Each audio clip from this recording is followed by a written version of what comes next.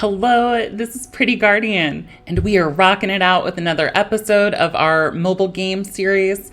This week, we're going to be talking about the game Knights Chronicles.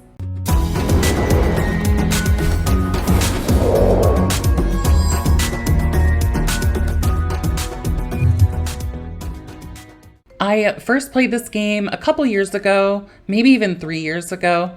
Made it through the main storyline of the game and just kind of decided it wasn't for me. It wasn't really something that I wanted to continue at that point. It was a decent game. The animations were really interesting. The characters were colorful. The world was cute. There's a little bit of a storyline that was happening throughout the game, but overall, it just wasn't very engaging for me. And so I was kind of excited to jump back in a couple years later and see if the game has really progressed.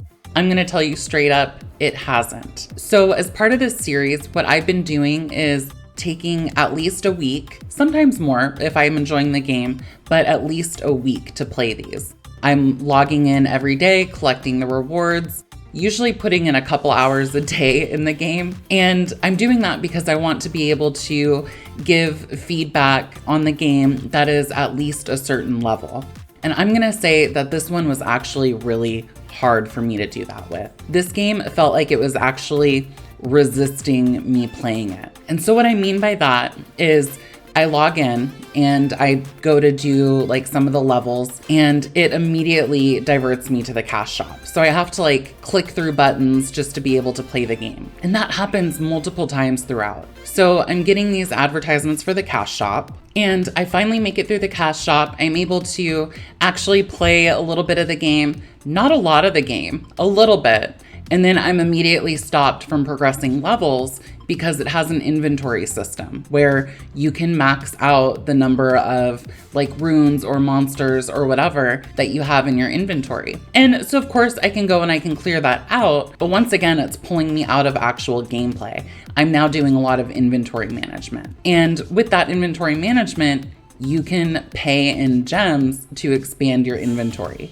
And so that's something that bugs me because what it feels like is rather than using their premium currency for conveniences, you are using their premium currency to overcome a system that they created to push you into using their premium currency. They created a problem where there didn't need to be a problem in order to make you have to pay the game. So I'm being stopped by the inventory system. I'm being stopped by their advertisements. And then on day 3, I go to log in and the game is down for maintenance. So I'm being stopped by the currency system. I'm being stopped by game maintenance. I'm being stopped by the cash shop. This was a hard game for me to play. And that's not a good thing. Games should make it easy for you to play them because that's the purpose. They're for fun. And I do understand that there is a profit component in that. Companies are out there trying to make money, but the goal should be for them to exchange fun and entertainment for money. And honestly, when a game is free to play, it should also be free to play. But this isn't really free to play. It's free to get to that next part of the cash shop. Looking back on previous weeks, Another Eden, Tales of Crestoria. This is actually the least free-to-play friendly game of the bunch. There was this whole drama about Costume Gate. I don't really know all the details of it, but what it sounded like it boiled down to is that people who were paying real money to get special skins for their champions, rather than those costumes just being cosmetics, they were actually affecting gameplay, as in people who had those were stronger than people who didn't. And I do believe that they changed it, but I want to read a recent review from the Google Play Store. It's posted by user Yamitho. Here we go. TLDR, don't bother, you can't catch up anymore. Edited from 5 stars, they moved it down to 2 stars, which I think still acknowledges that there's something decent in this game, but that the overall systems just really aren't good. So they moved it down with the new update. The immortality system made the game super pay to win. A free-to-play player or non-whale used to be able to play competitively. The problem isn't that there's a new system, but that it's incredibly unachievable. You have to max skills to even be eligible to start. Played every day for a year and a half, sunk a few $100s in overtime, avoid. That all being said, I'm going to now jump into the criteria that I'm using to rank these games and try to just discuss it from that sort of perspective. So the first thing that I'm going to talk about is the music. And with that, I'm going to give the game 3 out of 5 stars. There were no notable tracks, whether I liked them or disliked them. There were no really negative tracks. Like with Tales of Crestoria, there was that sort of like guitar riff that I wasn't really a fan of. We didn't have that with this game. It just kind of was what it was. So 3 out of 5. With gameplay, I'm also going to give it a 3 out of 5. So the initial loop when you're first coming into the game is that there are stages that you play through with turn-based combat, and there's like a little storyline. It's kind of cute. Like I said, the animations are good. The character designs, they're cute. The storyline is pretty basic. Your main dude is just like this knight guy, and he's going out to stop monsters from terrorizing the land. And there are like little mini arcs along the way. There's no real character development or big like twists and turns, but it does have a storyline, so there is some context to the things that you're doing. The game has PvP, it has a lot of different features. With that, I'm now going to talk about the art style, which I also gave a 3 out of 5. I think that the character animations are cute, the designs are cute. I know I'm kind of repeating myself on that at this point. The game is played on a vertical screen rather than a horizontal screen, which is very different from a lot of these mobile games. And for me personally, I kind of like it. I think it's interesting in terms of just like separating itself from the other games that are out there.